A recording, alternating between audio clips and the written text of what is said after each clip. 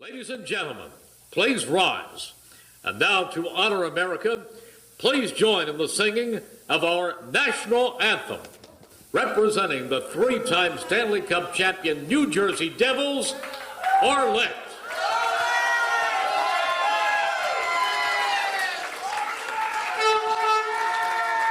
I feel like I'm at a game. Oh my gosh. Oh, say, can you see by the dawn's early light what so proudly we hailed at the twilight's last gleaming, whose broad stripes and bright stars through the perilous fight o'er the ramparts we watched were so gallantly streaming, and the rocket's red glare, the bombs bursting in air, gave proof through the night that our flag was still there. Oh, say, does that star-spangled banner yet wave o'er the land of the free and the home of the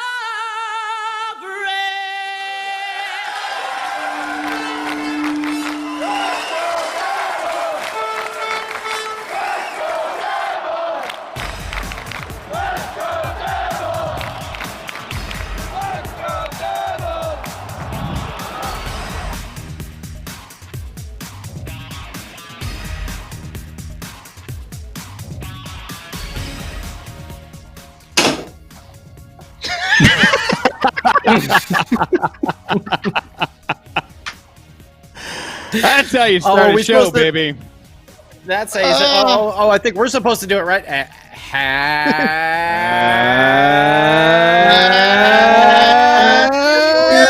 Devil's Sunday as my backdrop falls. All right, let me fix that while you guys take over. Welcome to the. I think we needed that, though. I think we really needed that. Oh, we Brought absolutely to you by did. Powered by Primetime Radio, Nova Network Designs, and not Scott's backdrop over there. What is your backdrop design? That Nikki did not, your wife did not put that together. That must have been something that you designed right over there because it fell apart. Yeah, Yep. you know, an old shower curtain and a blanket a blanket that I bought at the old Modell's before they went out of business for like about $5. But you know, what Obviously, are you yeah, Scotty's right. Obviously, you installed it and not Nikki, because it would have. yeah, exactly. The thing would have It would have been solid. If my wife, my incredible wife, came in here and built this backdrop, this would be carved out of solid oak and stained with natural berries. So what a way to start with the show. vegetation growing everywhere. Yeah, with just like awesome looking designs in it and stuff. Maybe some tattoos on the side. That'd be good. You should get her to ink that up. Have her draw some stuff all over that. Yeah. So Nikki, are you listening? Get on that. Help your man out. My goodness, I wore my Trog shirt tonight because I was like, you know what? All right. You know, the Troganator. But anyways, you know, the exciting news for the week. A couple things going on with the old Devils over there. First things we want to welcome the newest addition to the New Jersey Devils family, Mr. Mark Recchi. Mm-hmm. I'm very excited about this. Works very well with the young players. I think it's going to be an amazing addition to this team. As soon as I saw it, that was like one of those moments where I was reading through Twitter, just kind of catching up on things, news, usually just going like, oh, depressing, super scary, depressing. And then I get to something and I was like, hey, something to be positive about. So it's awesome. I think it's going to be huge. I think that's a great addition to this coaching staff, and it's going to go pay dividends. And if you look at what he did when he was in Pittsburgh, the development of young talent, and what is this team built out of? A lot of young talent. So, the powers that be are looking around and they're saying, well, round peg in a round hole for once, instead of trying to force something that doesn't fit. One thing that he said in one of his interviews that I thought was interesting, because it might have tipped the hand of something. He said that he really enjoyed playing with Nasruddin, and he was speaking very highly of Nasruddin. So I don't know if he was just saying that to say that, or if that was a prelude to saying that Nasruddin is sticking with the coaching staff. So I thought that was kind of interesting. I don't know if he was tipping his hand at all, but either way, I think it's an awesome addition to the coaching staff. Yeah, no, I think they made the right call there, and I wasn't able to see the comments like you did, but I would love to have Naz stay around too, because he did really well for us. But we absolutely needed someone to work with the youth, because that is what we have. We've talked over and over and over and over again about the youth that we have, the prospects we have, because we haven't had much else to talk about. And on top of that, we'll have 3 draft picks in the first round this year. So it's going to be all youth all the time for us, which is great. If we've, Mark, with Recchi coming in and having that history of working with youth and being very good with them, that's exactly what we need to put this team in the right direction. Because most of the pieces are there. They just need to be put in the right spot. It's just a matter of adding those couple more pieces left to go, and we can have a really formidable team. It seems like the offseason moves that we've made so far seem to be all trending, like you said, putting the round peg in the round hole. They seem to be trending in the right direction, which is exactly what we want to see. Yeah, dude. Yeah. I just want to say that Ryan Mann, before I know, Scotty, you're going to jump in and say something, but I wanted to say this. Ryan Mann in our Facebook group, which, first of all, thank you to everybody that's watching us on Facebook, Periscope, Twitter, across every platform that we're on. Ryan Mann in the Facebook group said they announced that Naz is staying, I believe. So they must have done that, and we must have missed it. But if we did, we did. But if they're staying, hey, that's awesome. Yeah. You know what? Actually, I must have missed that as well. That's very cool. I mean, that's a tricky situation, going from assistant coach to head coach, then back down to assistant coach. On the same team. On the same team. Obviously different teams, that's a different story. But on the same team with a good portion of the same players, I really, really think that if an organization is going to decide to do that with someone, they got to be really, really sure about it. And I think this should speak volumes to the type of person Naz is, in general. We all noticed it. We talked about it at length when the season was actually happening, the different approach and the different feel this team had after Hines left, after Taylor Hall left, and Naz really took over. You saw this team improving. You saw them going in the right direction. So if he had that positive effect and he can be put in that situation, the organization feels comfortable with it, and he feels comfortable going back into that role, then, hey, I'm all about it, because he knows our players. And like I said, he was getting results from them. The results that we were expecting to have, or at least thought we should be trending towards, we didn't really see them with John Hines. We started to see them with Naz before the season was unfortunately shut down. But I like this move with Mark Recchi. I mean, dude is a winner.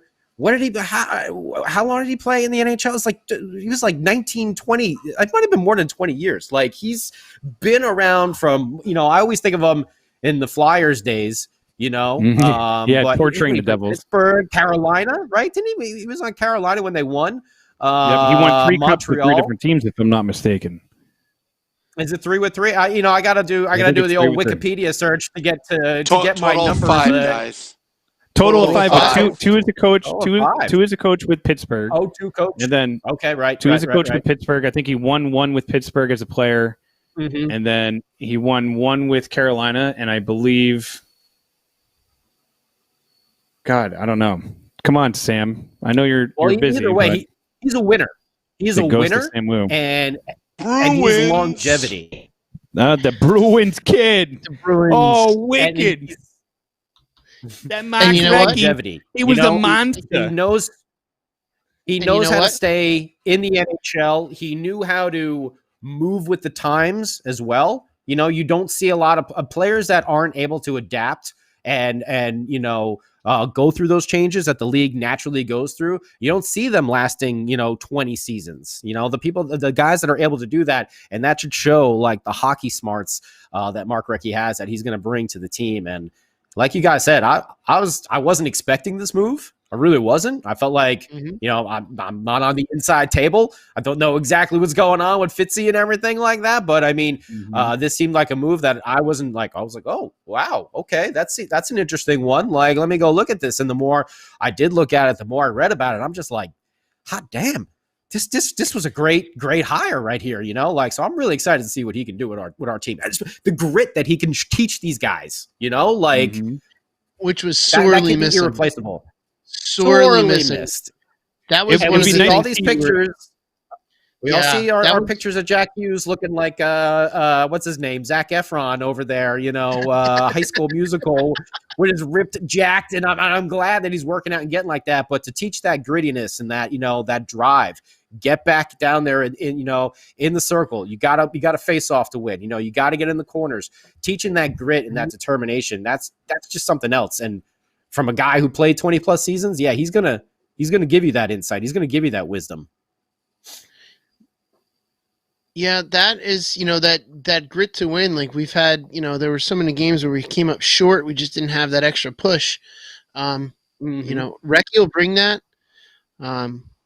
Here's hoping he wins his next cup with us. That's my hope. Yeah, buddy. Yeah. Solid prediction. 22 years. 22 years, by the way. 22 seasons. In the NHL. Hey, I'll tell you what, though. I always looked for that Recchi curve on the CCM sticks I got.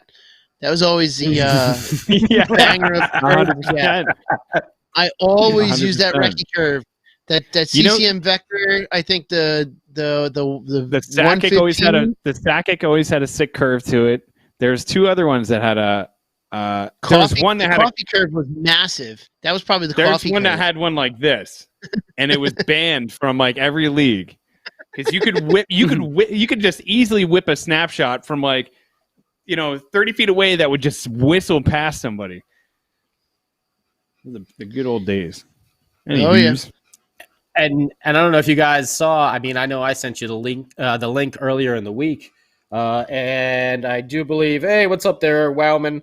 Matthew Doherty posted as well. Yeah, our depth, our farm system is ranked really, really high. We're talking about Mark Recchi working with these younger kids. Yeah, we have the second ranked farm system, and we're about to add 3 first-round picks to that in one of the deepest drafts. Probably going to be definitely like top 10 deepest draft, of all time. So, well, the only thing that I can say about that more. Go ahead. Yeah. No, I was just going to say the only thing I can say about it, and not to be a pessimist about it, but time will tell. The 03 draft was amazing. Ooh. Of course, yeah. We just went through a time warp. We did. Mm-hmm. The 03 draft was amazing, but it was a lot of looking back, and it's always how it is. It's like looking back, does it end up meeting expectations or exceeding expectations? Having these 3 first round picks, I hope. I'm crazy about having the opportunity to pick three kids that could be impactful within the next 1 to 3 years. And that's really what you want. That's the window you want, that 1 to 3 window, especially forwards. I mean, if it's a defenseman, and we've talked about this a million times, it's a little bit different. But I mean, there's a couple of D-men out there that there's a couple of D-men could be ready next year, Yeah, and there's a lot of things that it's crazy to think that you realize that the draft is not that far away. The draft is only it's less than a month away, which is I totally forgot about it because you forget you're so in tune to how it's always been, and it's crazy, man. You're oh my god, the draft is right around the corner. Yeah, we're actually going to have a season again soon. Devils fans are actually going to get to see NHL hockey with their own team probably in the next couple for a little months. while, but that's fine. I did see that it's definitely. I did see it's definitely not starting in December, so it's at least January that we're going to start the next season. But so it's coming. If we could get training camps in December, I'll take it. If we could get training camps in December, I'll watch a practice. I'll watch a practice right now just so I can see some Devils hockey. That's about it. That's the level I'm at. It would be awesome. And Jersey Joe, we'll when we get closer to the draft, we're gonna have to talk to Sam about this. But Jersey Joe, we have a lot of friends to the podcast that are very well in depth with their knowledge of the draft and the upcoming prospects. So yes, Jersey Joe, I might have to ask you a few questions about all that stuff, but when we get closer, of course. But if we start January, and I think we've talked about this too, I think it would be super cool if they kicked off the season with the outdoor game and had obvious. It's the obvious thing to do, right? You have the Stanley Cup winner. Yeah. Whoever wins the cup, you have the Stanley Cup winner play whatever team. Please don't be another team that's done this like 35 times. And if it's Tampa Bay, and if Tampa Bay wins the cup, then you do an outdoor game. I don't know. You find like some really super cool neutral site. Dodger Stadium. Yeah, they did it out here at Dodger Stadium. They could do it in Tampa Bay. I don't know if they could do it in Tampa Bay. They did it at Dodger Stadium. They could do it. They could do it. If they do it in the middle of the desert, they can do it. They can do it. They already have. Well, yeah, but you know what though? They already have that the Winter Classic in January is going to be Minnesota against St. Louis. So that's already been announced. Oh yeah. So you can still then you still have that, but then you just have another game ahead of it or you push that game back, and then you have the marquee game. I know Minnesota fans No. Have them at the arena. No. Have them at the arena.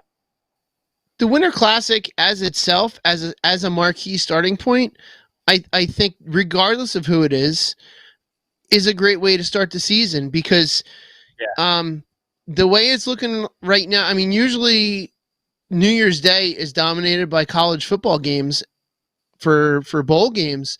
That may not be the case this year. There's generally no NFL games. I don't know what the rest of this, I don't know what the NBA is going to be doing. It's about keeping it frozen, Bill. Instead, they can freeze water more.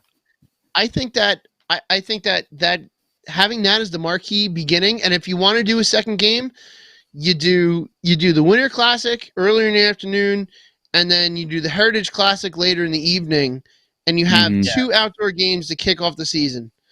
And that would be fantastic, a fantastic way to do a restart. One on for the this. East Coast, one on the West Coast kind of deal. You could do that, yeah. I mean, that would to me seems like just a banner day to start. Just so long as weather holds out and it can work. But that just seems to me like St. Louis. They're Central Time, right? St. Louis is Central, yeah, and so is Minnesota. It's going to be in Minneapolis. Minnesota. It's going to be in Minneapolis. Okay, so it's going to be at the new Twin Stadium, right? Yeah, Target Field. Oh, very nice. I think that would that's really a good matchup just to begin with. It's a cool. There's nothing wrong with it. But I mean, like, one of the things that I really hope happens is, if we get to the point where we can have fans come back to the stadiums and stuff like that, that they do it the right way and they do it safely. But picture this: picture they can't bring fans back. The NHL has an outdoor game to kick off the season, and instead of going into a giant empty arena, they find like this crazy lake in the middle of like someplace in Alaska or freaking Canada, and there's like mountains and like possibly a bear walking out into the middle. Oh, the game has to be stopped because a bear has walked. That sounded like Doc Emmerich. That's a pretty good doc. A bear walked out. I'm gonna say the insurance companies won't. Anywhere where there might be a grizzly attack, I'm gonna say that the teams are gonna stay away from that. But realistically, if they had like this CPI, epic backdrop, put some CPI up. But I mean, like it's going to be like the part of the Winter Classic, and like we all went to that Yankee Stadium Devils game, right? That was one of the coolest. Right. Yeah, pun fully intended with that one because that was one of the coldest I've ever felt in my life. But that was one of the coolest experiences ever. But half of that was just being there with the fans and like that whole experience of like the crowd there. So I mean, right. I don't know. I agree, but though usually with these Winter Classic games, a lot of the fans you can't see on the screen because the the way the rink is set up in these giant outdoor stadiums, the rink is usually very far away from the fans, so that's not really that much in the backdrop. Aside from the noise, I don't really think that I don't think will really make that much of a difference because it's not like you have packed people on, seats on the glass that are empty. You can definitely. I mean, I got to say that the backdrops that they've put with the big screens and everything that they've done cool. in the two bubble cities, they've done very well. And I think given the fact that the Winter Classic, that they generally go pretty big with backdrops and other on-field stuff. I think that they could absolutely make it work, and I think it would be absolutely awesome. It's a good way for the league to start. Now, whether or not they will, that's another story. I just hope they do. My buddy Kevin. I'm thinking of what Scott was saying, having like some hockey, like Sidney Crosby skating, and all of a sudden just bloop, goes right through a hole in the ice, up there at Alaska or something like that. Hey, that's my ice fishing spot. Yeah. Yeah, Oh my buddy Kevin said a bunch of grumpy old men. Yeah, a bunch of grumpy old men fishing in houses. Yeah. I mean, Walter Matthau and Jack Lemmon come back with Burgers Meredith. I mean, honestly though, it's just like it's cool to be positive about it and to smile and think about like when hockey returns, when the Devils return, and what this team could possibly look like when they return, because between now and the draft, and there's already been trades going on in the NHL. My question to you guys in regards to that: have you been kind of surprised that the Devils have been quiet, or do you think just it was more of a shock that there was a trade in general with any team in the NHL than teams being more on the quiet side right now? I think it's fine. I mean, what Fitzy has done. We've talked about our trades. We threw out the Toronto Maple Leafs thing, but ever since they made a couple moves and we're not in that power position, I don't know. I'm back to keeping all three of our draft picks. I don't want to give up any of them. I don't know about other trades. I just don't think we have the guys that people are going to be interested in. It's like, I know people say like, oh, let's trade for Laine. The first person Winnipeg is going to ask for is Nico Hischier. They're not going to say, give me Mirko Mueller and Jesper Bratt. Sorry, guys. It's just not package. How it's going to work. They're not going to do that. They're going to ask for Nico Hischier, who is a young, awesome talent who is locked up long-term. That's what they want back because that's what they want. And obviously they're not going to get it because he's going to test free agency, and we've talked about this. That's completely his right, and I think the Devils should 100% go after him when he hits free agency. But to waste something like draft picks or something like that on a one-year move, unless he's a guarantee, sign and trade kind of deal, then that's a different story. But if I was this guy, and I know sports shorts guy, we talked about it, like if you were the agent of Patrick Laine, you would not say, go ahead and sign a contract. You would tell him to go and test free agency because that's where he's going to get the most money. And he's going to play. He is going to have such a phenomenal year because it's his walk year. And every player that's on a contract year, they just crush. So, knock on wood, I hope the guy doesn't get hurt or anything like that. I don't want to see anything like that happen. But I would suspect he's going to have a phenomenal year to show everybody what's up and, raise his stock even more. And then why would you, hey, I'm going to sign for $7 million when I could possibly getting like 8 or 9 if I have like a phenomenal like MVP type year, which we know Patrick Laine can have. So yeah, I'm not all about that. So I'm not as shocked to see the Devils not make a move, unless they were going to be in that power position, which I really thought they would have been with Toronto, but now Toronto, they didn't have a first round pick. Now they do with the deal with Pittsburgh. They had absolutely zero cap space. Now they at least have a little bit of cap space. They're still going to have to do something, but I wanted Nylander or Marner, I didn't want anything else. I wanted the elite, because they were signed long-term. They're young. I know we've talked about their dads being their agents and stuff like that, but you don't got to deal with that for another 6 years because they're already signed. So whatever with the contract negotiations, there aren't going to be any for a while. But now that is off the table, I'm fine with the Devils staying put and us keep building this young franchise. Like we were saying, number 2, depth organization, organizational depth. That's something that should say a lot. To Devils fans out there, like we have a lot of really young, good prospects. It's been a long time. I know we've been basement dwellers. We had one good lucky season there, but the rest of it has really been disappointing. Especially last year, we all had higher expectations, but I think we are actually headed in the right direction, and this team is really, really going to start to turn around as these guys turn. Don't forget, they're only turning 22, 23, 24. They're just about to start entering their prime, and we're really going to see we're really going to see these kids check out. Jack Hughes is going to be 19. What were you doing when you were 19? Sitting in the parking lot picking your nose, probably. When I was 19, I was trying to sneak steel reserves into my college dorm, all right? That's what I was trying to do when I was 19. Such a terrible beer. Trying? What do you mean trying?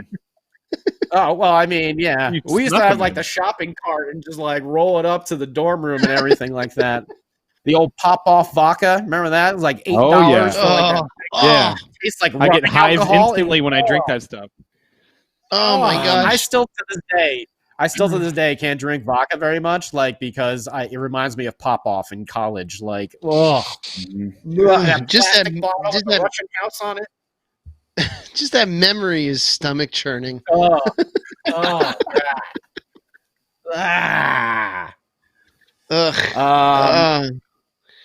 But yeah, and I know I see a lot of guys, Matt Jr. talking about Nolan Foote. Benji, I don't think we're going to be able to trade Corey Schneider. I know, Benji, your enthusiasm, I love it, but there's a lot of things that he says that I don't think could come to fruition. I just don't think that's going to happen. Yeah, Michael, I know you want Lane too. Like, I just don't see it. I want him. I think we should go after him, but like I said, I don't want to waste. But seriously, Winnipeg. What would you ask for if you were Winnipeg and someone came to you asking about Moon and the stars, and we don't want to give up any of that. So, I think it's good to stay away from those games. Ray in the Facebook group also brought up, and I'll put this one to Shorts Guy. He brought up that given Arizona's situation, they have to get creative with the cap space. The price for OEL Oliver Ekman Larson is going to be high. Would you pay for it? So I'm going to direct that to you. Well, I remember looking at Cap Friendly and I'm bringing that up again now to look for what Arizona had, and it was something where I want to say, even though they are at, so their cap space is 1.1 million. They don't have, really the only big. I mean, they got Taylor Hall. That's the UFA. If he's going to re-sign, then obviously they're going to need to do something. I think we're paying for half of his salary too. Yeah, Larson is. No. I meant for this season. All right, so it's not so much this year that they're going to have troubles. It's going to be next year that they're going to have troubles with a lot of UFAs. They got some RFAs. And then Darcy Kemper is not up. Antti Ranta is up next year, 21-22.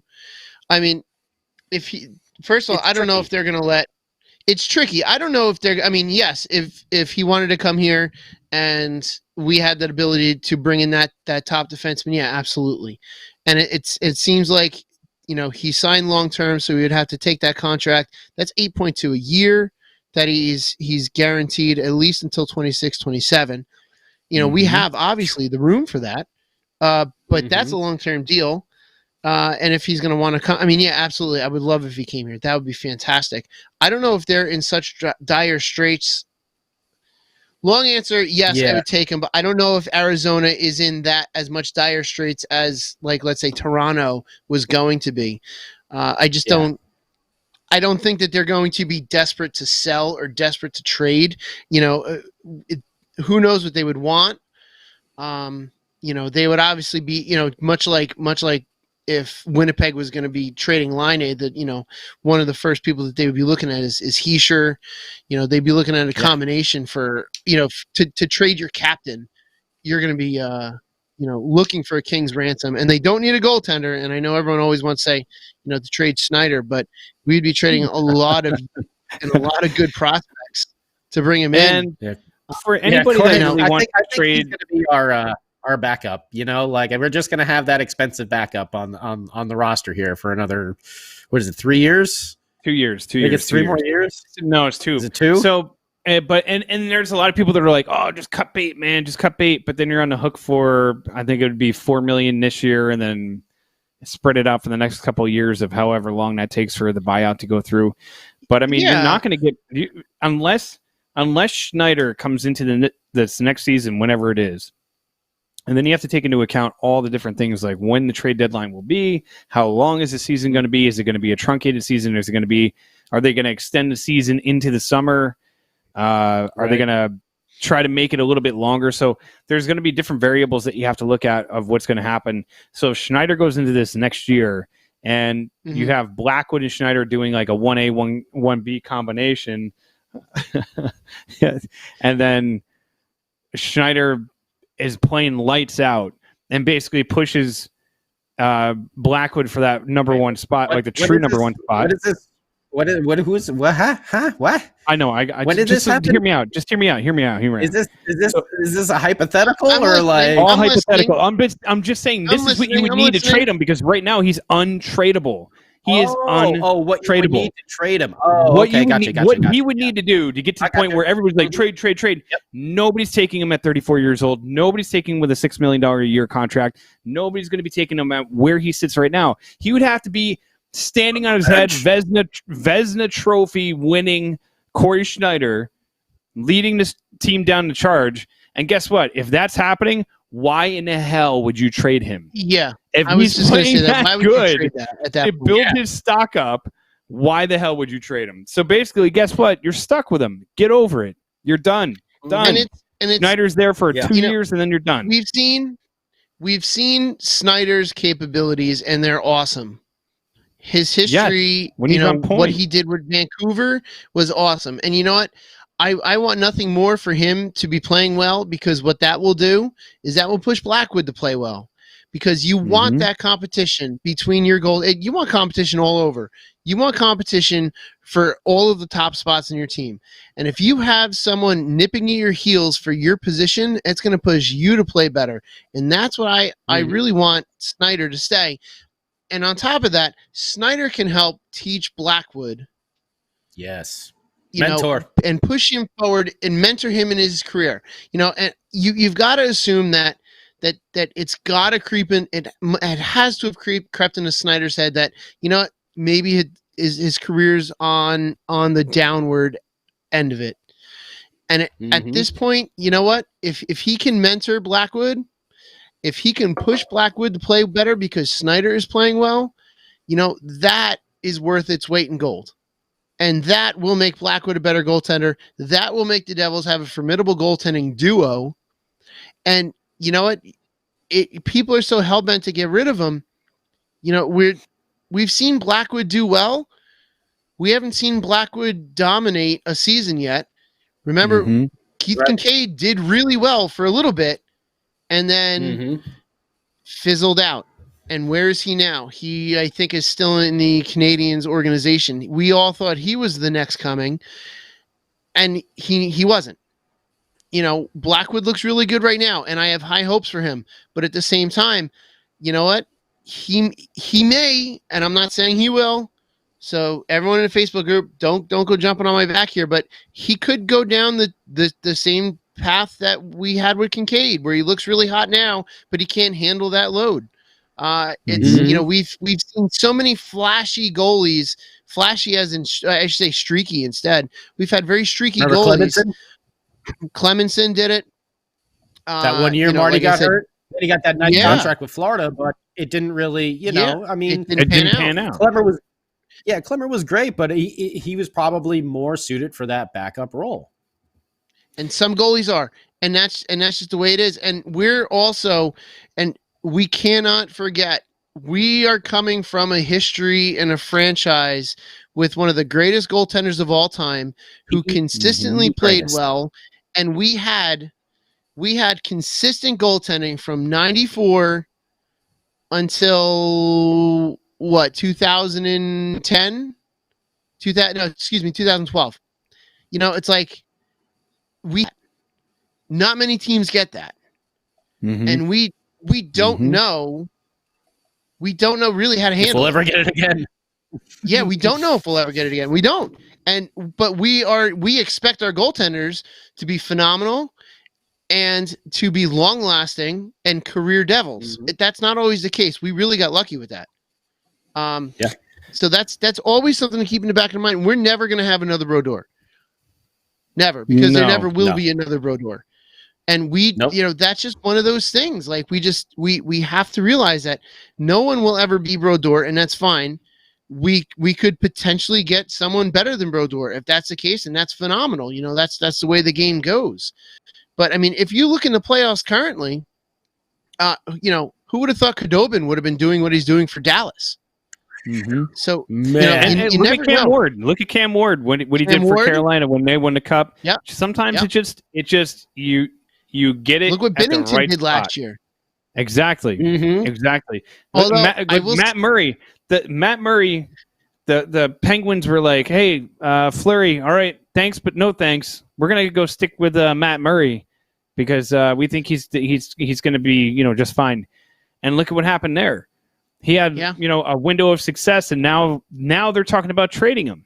So I totally agree with you. Like there's that window of opportunity that we could see Blackwood turn into a flash in the pan, or he's going to turn into the next big thing. And if that happens, like, hey, whatever, man, you just roll with it. So, but let me ask you this: with that, I don't know if he'll be available at 18 or 20, but that highly touted goaltending prospect, and I can't pull his name out of the top of my head. God, come on, Jersey Joe, help me out here. But you know, he's rated top 10 at least. I can't remember his name. I know who you're talking about. I think he's Russian, right? He's a Russian kid. Yeah. You know, I mean, so if he's available at 18, or if we trade up, do you go after him? That's my question. If he's the best available player at the time that we picked, then yeah, you take him. I think you can take him, but I would much rather us take defenseman. Yaroslav Askarov. Thank you. Thank you to Ray. Thank you to Mike. Thank you to Joe. Thank you to Matt. Yeah, but you know what, though? I would rather if there isn't a very highly rated defensive prospect that's there, you know, I don't want to take a first round pick and just pick a defenseman because, you know, we need one. I mean, you can, you know, let's not forget, you know, especially with a defenseman, if we pick a defenseman this year, the chances of seeing that defenseman being a difference maker is 5 years down the road. Some of there's a couple defensemen that are a lot more better suited. There's a guy. Man, I was just reading about him because actually he may fall down to the Devils, who is like a big boy. Jersey Joe, you have to look him up. He's like the third ranked, not Drysdale and not Sanderson. He's ranked right after him, right after Sanderson. And I mean, this kid is a monster. Yeah, and who is already like kind of playing in adult leagues. He's not playing in the junior leagues, and he's a big boy. I'm saying that if at the point, like if there isn't someone, I just want to listen, we need help on defense. We all know that. And I know we got a couple, we got 4 really good prospects. Brandon Schneider. That's what Jersey Joe just said. And then Jerry. No, that's not I'll look Jerry him up. Just I'll said look Schneider him up. As well. Kenny said I'll Ghoul. look him up. There is no Kenny. There is Scotty, you go look him up. You go look him up, Scotty, because you know who. I'll look for. Brandon Weeking's right-hand defenseman. 5 defensemen first round. That's Kevin Calvo. By the way, Kevin, my friend Kevin and I. Go ahead, Scotty. Go do your thing. Go look it up. We know you. That's what you're saying. Go look him up. Go do your research. Go do your research. Get on your computer. Go start tapping on your keys over there. what I was going to say is that at that point, I would much rather take a defenseman over a goalie, even though goalies are very, highly touted, and it is smart to just take them anyway because they could be awesome trade chips down the road. And like we said, we don't know if Mac Black is going to be, he looks good, and we like all of the potential for Mac Black. And like we were saying, he's got a pretty damn good mentor right there in place with Corey Schneider. And hey, we need to keep Corey in case Jack Hughes ever needs a place to live again. All right, guys, we got to make sure that Jack has an apartment to stay at or a basement. Is it Caden but I Gould? don't know if it. I will look him up. If let me finish my thought, and I swear I will go look him up. But I'm just saying, like, where we are Justin with Barron? defensemen, where we are with defensemen. Sam, cut your Barron's mic. I Let's would just talk. I'll stop. I would just like to take like all the defensemen we can to give us as much shot as we can. And if we end up having like ample amount of quality prospect defensemen, that's a good problem to have. So I agree though what you said, Short Guy. If the goalie is the top ranked, if there is not, don't stretch for a defenseman who's like you can grab in the second round or something like that, or third round, obviously. Yeah. But if there is someone there, I would probably just go defense over goalie right now. Yeah, and that's fine, and I totally agree. But if you basically, got the point I was trying to make. If the best available player is a goaltender, you take that best available player. You don't, like you said, stretch just because. You can always make these changes that you want, or make these additions, I should say, not changes. Make these additions through trades, through signings, because that still has to open. We haven't seen free agency open up, and all those. All of those other methods of improving your team, we're not going to win the Stanley Cup based on drafting 3 players in the first round. I would love it, but the reality is draft picks are a crapshoot. It's definitely it's you'd never guarantee is what I'm trying to say. So it's one of those things where if the best available player is a goaltender, perfect. If the best available player is a defenseman, obviously take that because we definitely need that. But again, though, defensive prospects take a few years to develop too, which I don't mind having that. But if we take a defenseman, then everyone's got to realize. I mean, look at Ty Smith. He's been to camp 2 or 3 times and sent back. Twice and sent back twice. And I'm still completely in agreement that sending him back at the beginning of this past season was the best thing for him. He just destroyed it. In juniors, he had something to prove. He had absolutely something to prove, and I think he proved it. And I think this is the year we keep him up, whenever that may be. That I think he'll make. If he doesn't make our roster right away, he'll make Binghamton's roster. Yeah, and he'll be down in Binghamton for a little bit. And if he's there, hey, that's great. And real quick, I'll cut you off, Scott, because you guys kept doing it to me. It was there was 2 of them. It was Braden Schneider, that was one of them, and then William Wallander, because I was like William Wallace. But William Wallander, he's 6'4". He plays in the Swedish Elite. He's 6'4", 192, smooth skater, and then Schneider is 6'2", 207. Both imagine of those guys, having Kevin Ball, and then that kid on the same defensive pairing. You just have 2 massive human beings on the back end. As long as they can skate, that'd be insane. Yeah, that'd be Schneider great. is the second best prospect after Gould in the WHL, and then Wallander is from Gould. Wallander might be like Schneider might be around the 4th rank, and then Wallander around the 5th rank. Right, but they're interesting prospects. They're interesting prospects. Say this. Big boys. If we do draft this kid Schneider, then I think he has to get number 35 so that we can all wear our Schneider jerseys again, because Schneider will be gone from the team. You're gonna make Corey change his number for the last 2 years? No. He's saying, I know what you're saying. I'm saying, this way we can all still wear the Schneider 35, even though it's not Corey. I'm saying if we draft this kid and when he eventually comes up, that would be great. Or at least give him like 35 in training camp so we can say, oh, it's a training camp number. something that we could still wear those jerseys. Because I know I bought my Snyder jersey last summer. Do you know how many times I got to wear it this year? I think none. Once maybe. Because I just didn't make it to enough games, and I just usually wear my podcast stuff to the games. So, but I would like to wear it at some point. Benji keeps throwing out something that I think is kind of interesting. He keeps saying rumors are Lundqvist, and our friend Benji is very he's very active. He throws a lot of things out there, and maybe a few things stick. But there's no chance in hell that Lundqvist would be coming to the Devils unless Schneider gets moved, or there's no way they would carry 3 goaltenders, and there's no way that Lundqvist would come here to be the third goaltender in that situation, nor are we going to demote Blackwood just to bring Lundqvist in. Although, I will say this.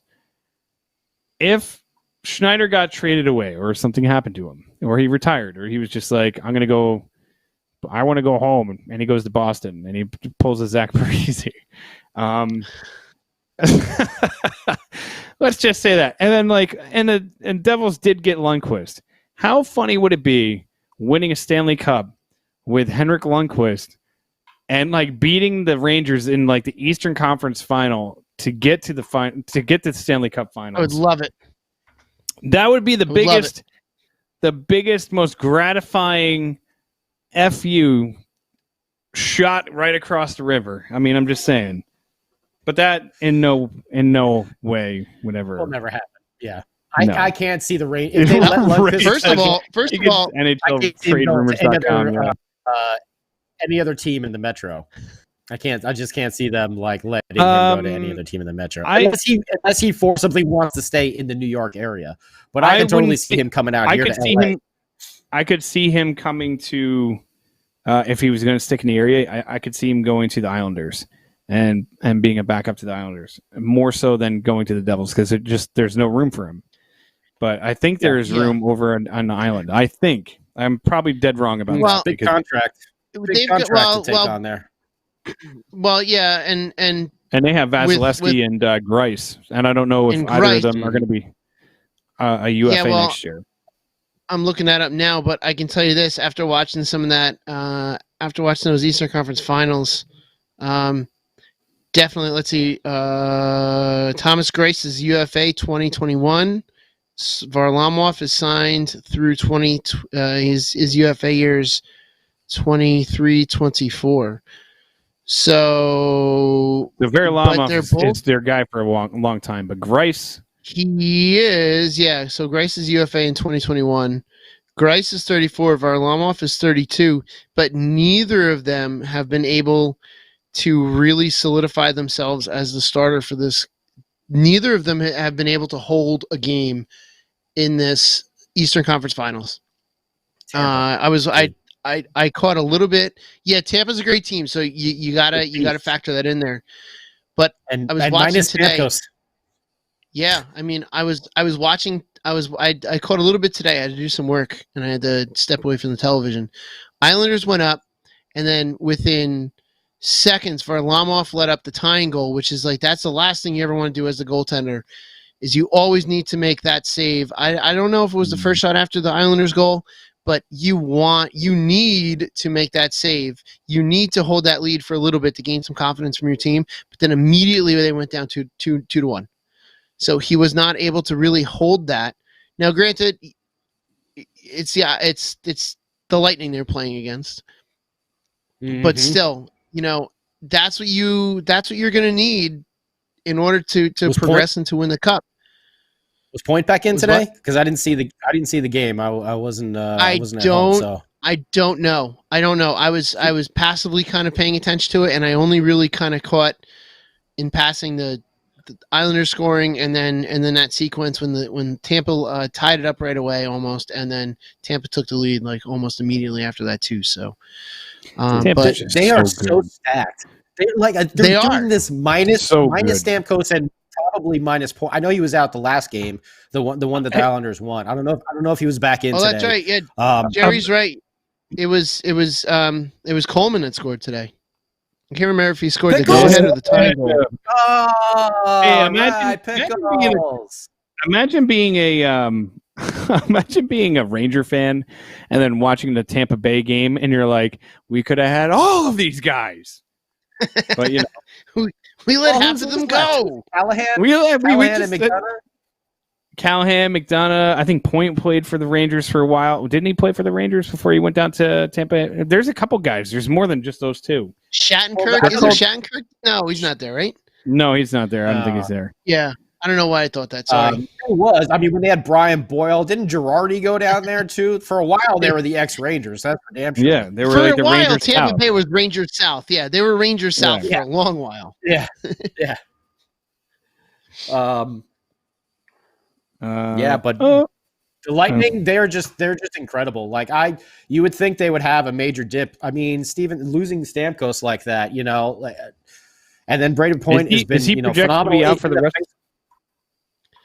You know what? I really don't know off the top of my head. I thought he was going to be back for the conference finals, but I guess not. I don't really know. They're being very vague and mum about when or if he's coming back. As hockey playoff injury reports usually tend to go, you know? Yeah. He's got an upper injury. What does that mean? He's got a lower injury. That's about all you're getting, you know? I know. But yeah, Shattenkirk is with the Bolts too. So I was right. And Point did play with the Rangers too. So there is a ton of ex-Rangers on that team. I just think it's funny, wow. Tampa I Bay. didn't realize that. It drives me nuts because I look at some teams and I'm like, how do you afford? I look at the Penguins this way. How the hell do you afford all these guys? Like, what kind of am I missing something here? Because you look at a team like Tampa Bay and they just have just loaded with talent, and you're like, how do you guys have 5 guys that would be our number one line, and we can't even get one. When you have a Kucherov and you have a Stamkos and you have a Victor Hedman, people will take a little bit of a discount to come play with you, you know, because you're stacked and you know you're going to be making a playoff run just about every single year. And really, that has a big. Tampa's not really a bad place to live either. You know, you have that combination. No taxes. Tampa's a little crazy. I don't know if you've ever seen the show Cops before. Just about every episode takes place in Tampa. Or read the blog. Did it happen in Florida? Oh, Florida man! I have. That's great. Florida man. No, but whatever. Yeah. But therein kind of goes to what the Devils have to do. What the Devils have to do is the Devils have to just start convincing players to come here, which we all love this team, and we think all the greatest players should come here because we love this team. But if we think in reality, New Jersey's not a sexy place to go to. It doesn't have the bright lights in New York City. It doesn't have the weather like Florida or California. It's not like taxes. LA. Yeah, you get pretty heavy here and exactly. And those are the things that players have to take into account. But we also haven't been very successful recently. But if you start having success, and success breeds more success, and you get those players to come in, and you get those players that want to stay, and then they start attracting other players. That's really what we have to start doing. And with that, if that starts happening, and when that starts happening, we'll start seeing much more success. But we got to get that first piece. I think we always get a bad rap too, because I understand the Rangers original 6, and obviously they have a massive fan base and everything like that. But New Jersey, the Devils should be a great place to play. I knew a lot of players that lived right around the corner from me, like in Hoboken. When I lived on the East Coast, I know Zach and Travis Zajac, and they used to live there. And it's a good place to live. You're right real close to the city. It's not a bad commute over to the arena. There is a lot of cool stuff that you can do in that area and still get all the New York effect and everything like that. I wish, players would realize that. I understand. Yeah. Without all the pressure. I understand that we're not like you said, the sexy thing, the Rangers will always, because they're an original 6. And like you said, fan base, like the Blackhawks or the Bruins. But like, I think like the New Jersey Devils have a lot to offer. Like, you can really take advantage of things. Yeah, I mean the place. You the should arena be on the is sales phenomenal. team. Well, I mean, I'm just a fan. You should be I hear people saying, "Oh, I'm gonna go to that arena." You remember that? Like, "Oh, I'm gonna go to Newark." That place, that arena is awesome. I love that arena. Love Prudential. I don't particularly like Citi Field that much. I would rather go back to Shea Stadium. I'd rather go back to that dump than Citi Field. But I like the Rock more than Continental. Like, I had good times at Continental. Don't get me wrong. I love that place too. But I love the Rock. I love that place. It's a really great place to go see a hockey game. Like, it's phenomenal. So, you know what? You know what would make the Rock absolutely perfect is if you had the Rock with the parking slot with the well, yeah, that too. If you had the Rock with the parking lot situation like we had at Continental. Oh yeah. Like, just where it's just the amount of tailgating and like hockey tailgating. games, like roller hockey games in the middle of the parking lot. Yep. But I'll tell you the truth. I'd rather just take the train at night, though, rather than have to drive and all that stuff. Drive home. Yeah, lucky. I'm fine. Lucky I'm for. I do miss the parking lot and chilling and people like tailgating and stuff like that. We don't get a lot of that because everyone goes into like Dino Barbecue and all our bars there on the side streets. Yeah, but you know what though? The train's great for everyone that it works for. The train is I can't take the train. The train is useless to me. Yeah. Well, the train is amazing. Even you are missing out.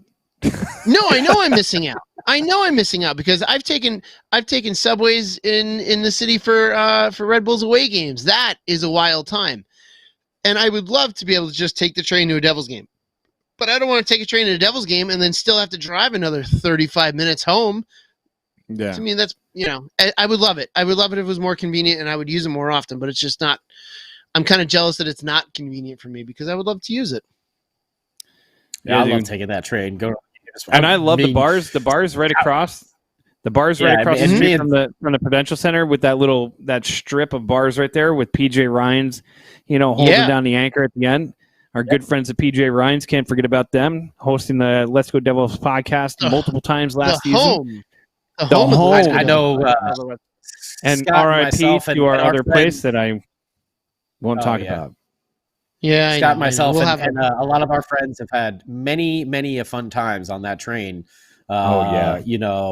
Going and coming from games. 2012. Hanging out with other Devils. Let me tell you, 2012 on a train was probably the most fun I've ever had on a train since I was like a 5-year-old kid going, trains are great. You know what I mean? Like it was 2012, and I'm not just saying the playoffs. Like that season was such a fun season.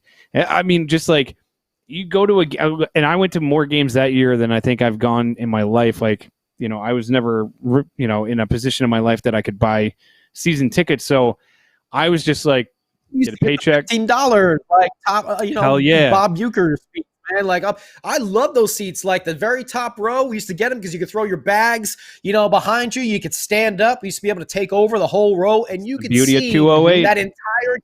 Yep. Yeah, man, that entire game. You see plays, you see guys just kind of like peeling off, getting open. It really opens up your eyes to, what the team is actually doing. I love sitting up in that back row, like dead center ice, man. I had so many good times up there. We used to go for my birthday every year. My birthday's on the 18th of March. Obviously, the Devils usually play on St. Patrick's Day. Yes, we were at the Marty game for my birthday. That was awesome. But used to that was the thing. We just find, all right, let's get the back row, and just get like 10, 15 seats or whatever. Yeah. And this year I was going back and forth with a ticket rep, and they're telling, you can have these seats. I'm like, no, if I'm going to get a ticket plan, I want the last row. Wait, and they're like, wait, you want against the wall? I'm like, yes, I want against the wall. I want at the very top because I don't want anyone behind me. That's right. And they were like, he was blown away. He's like, why would you want the last row? I was like, because that's where I want to be. I don't want to have to sit the whole time.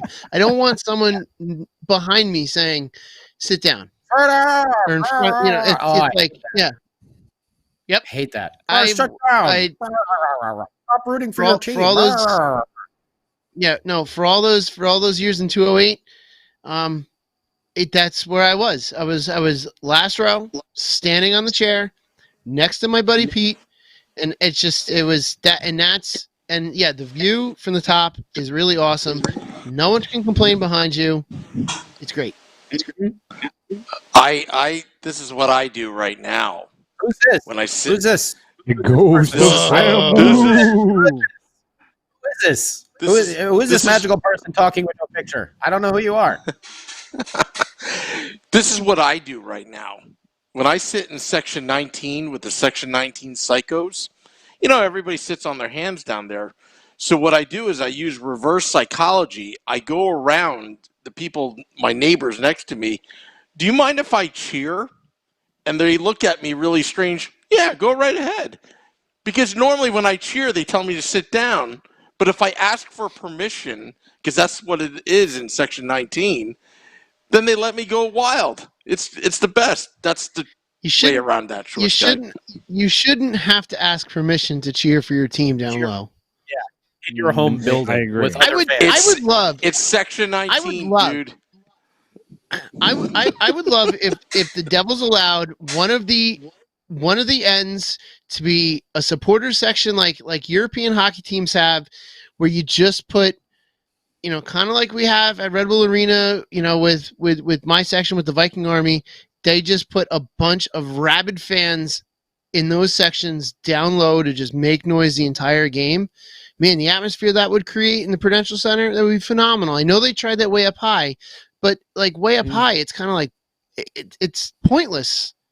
Mm-hmm. Put it down low where people can see it. Let that be visible. I know they want to bring all that money in with those big expensive seats, but you know what? When the seats are empty, you're not bringing money in. Yep.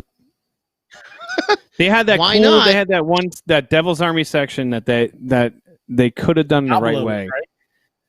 Right? No. It was the Devil's Army. That was done so wrong.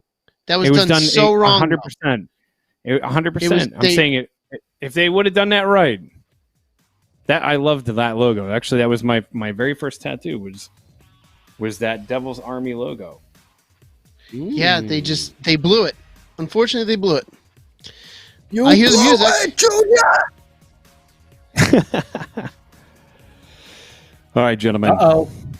I hear the music. Yeah. It is about that time. I have a long day ahead of me tomorrow. Final thoughts.